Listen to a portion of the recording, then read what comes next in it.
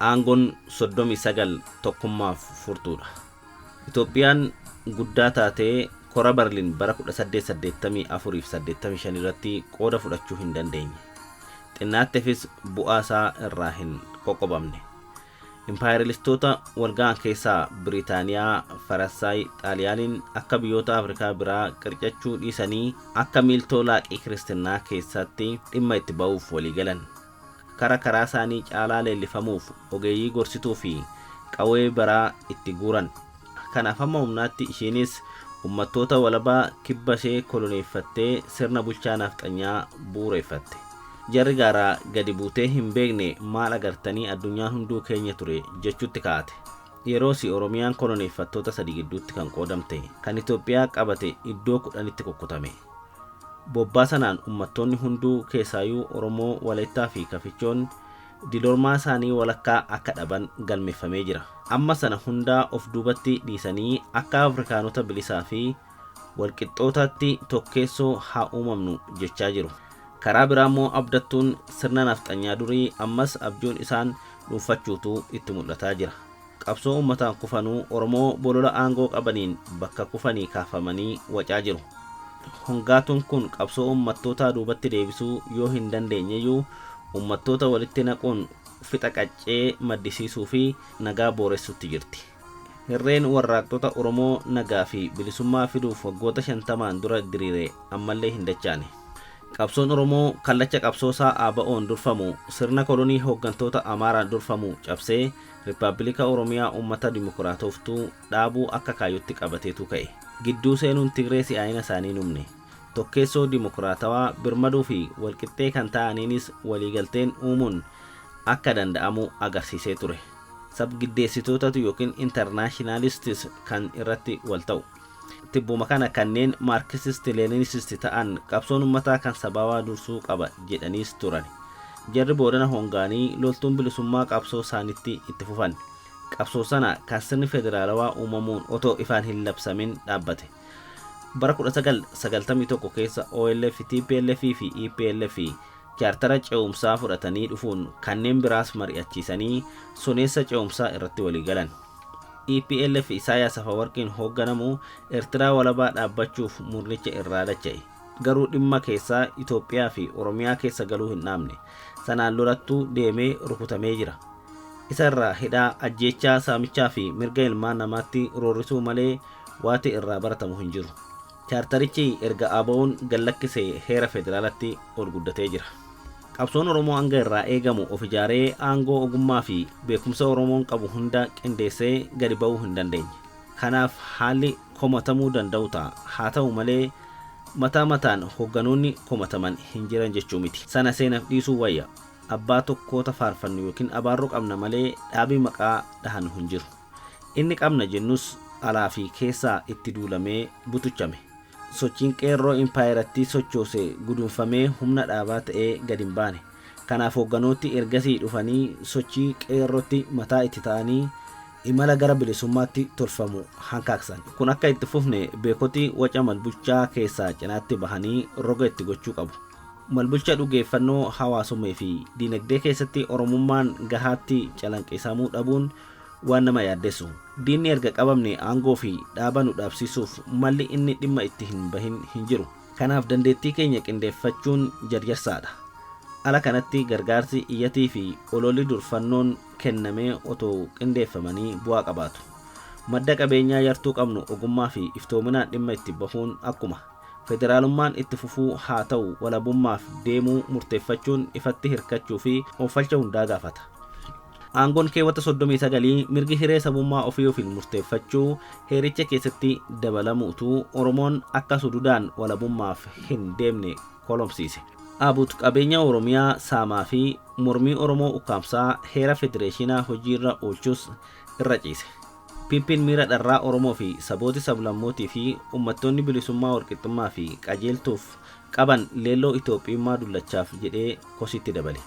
Mootiin moototaa inni dhumaallee akka duubatti harkifataa kana otoo hin ta'in dubbii isaa hunda keessatti gara Itoophiyaa haaratti ce'uu hawa qabu otoo hin himatin darbee hin beeku. Dr. Abiy mootii ta'uutti ija babaase malee deeggartoonni filate sun garamitti oofaa akka jiran hubataa hin jiru. Oromoon bantii sooromaatti isa baasanuu deeggartuu isaa ta'uuf dadhaboota godhee fudhachuun ciiga'e. Akka ilma Oromoo isaan amananiitti dugda itti garagalchuun nafxanyaa hammachuu safuudha. Addawaayeen kennata dogoggoraa fi qajeeltuu hin taaneen akka dhufe yaadachuun isaaf gamnoo maxaa ture.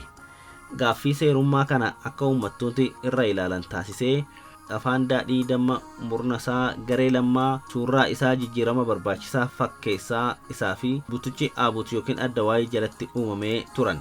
Silaa kan inni gochuu qabu dhaadhiyoo yookiin Addawaayii hoogganuun nagaa fi tasgabbii kabachiisuun waggoota lama keessatti kennata waliigalaan karaa gara sirna dimokiraatawaa bilisa kolonummaan keessaa haqametti baasu soneessu ture. Siidaa mootota Amaaraa ijaaruu hin turre.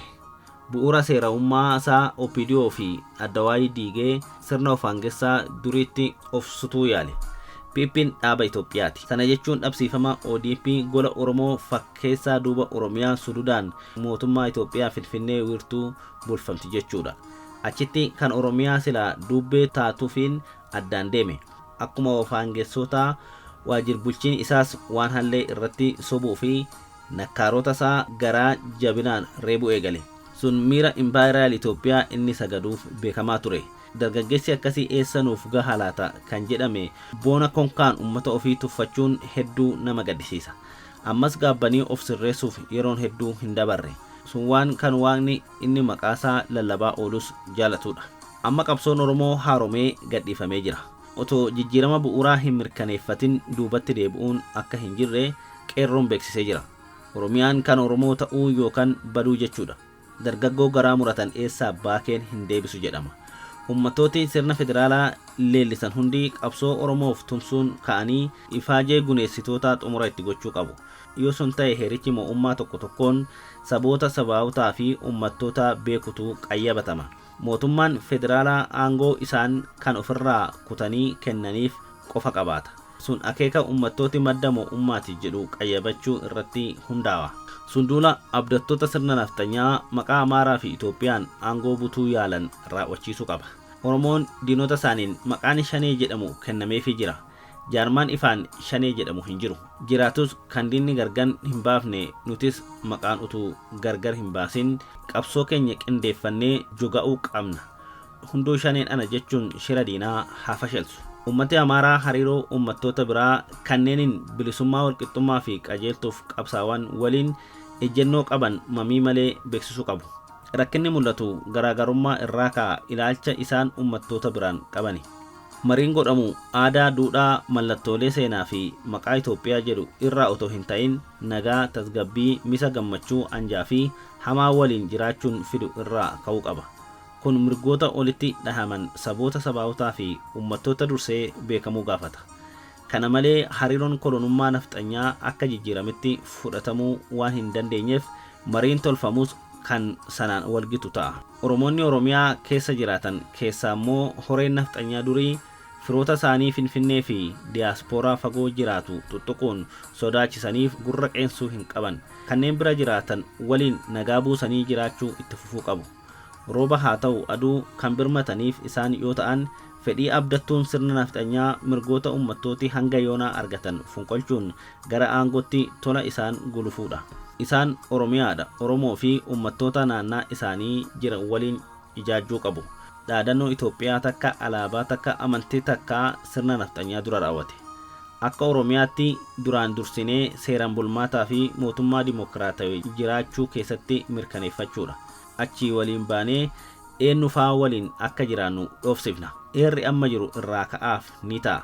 Hiree Impaayera Itoophiyaa murteessuu kan danda'an uummattoota jalatti hidhaman hunda malee Amaaraa yookiin Tigree qofa miti. Kan durfannoo qabu maqicha otoo hin ta'in tokkeessoo naga qabeessaa fi dimokiraatawaa keessa yookiin akka ollaa gaariitti gammachuu fi bal'inaan waliin jiraachuudha.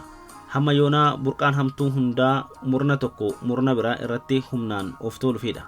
Sirna nafxanyaa Itoophiyaa dullatti hojii ala ta'e lubbuu itti horuuf tattaaffitti jiru sabooti sablammootii fi uummattooti kennata bilisaa fi qajeelaa ofii gaggeeffachuun gabaabatti kutuu qabu. Achi jilli isaanii Finfinneetti walitti dhufuun mootummaa federaalaa haaraa uumuudha. Akka itti sun raawwatamu yaa'a keessa irratti mari'achuun ni danda'ama. Kan darbe akka hin deebinetti sokkee jira. Hundi keenya atooma ammaa fi egereef of affaalla'uu haa yaalu. Sun hankaannan tokkoon saboota sablammootaa fi uummattoota karaa fedhan deemuuf bilisa. Aangoo 39 kabajamuutu waliin nu jiraachisa. Inni haqamnaan Oromiyaan akka kaayyoo ganamaatti walabummaa ofii labsata. Haa ta'u malee sanaaf dirqisiifamanuu isaan caalaa mirgaa fi fedhii walii kabajuun nagaa waliin jiraachuun jabina akka ta'e, waliin jiraachuun misoomaaf carraa wayyaa fi Afrikaa tokkoomee jabaa uumuu fi sanyii gurraachaaf abjuu waloon qabnu dhugoomu kan qayyabatu hin jiru. Battala keenya walii beekuun walamanuu jabeessaa ta'us obomboleettiin wullee keessaa ilaalcha dagaagaa qabnu irraa nu maksuu hin qabu. Sanaaf guddaa yaaduu olaanaa abjoochuun kan dubbiin ilaaltu hunda irraa eegama. Durfannoo keenya mirgi ilmaan namaa fi uummattootaa kabajamuudha. Tumsa cunqurfamtootaa waliin ol. Warraaqsi Oromoo haa lalisu, Oromiyaan haa jiraattu. Ulfinaa fi suuraan gootota kufaniif, walabummaa, walqixxummaa fi bilisummaan kan hafaniif, nagaa fi araarri ayyaana aabbolii fi aayoliif haa ta'u. Ibsaa Guutamaa, Onkoloolessa bara 2020.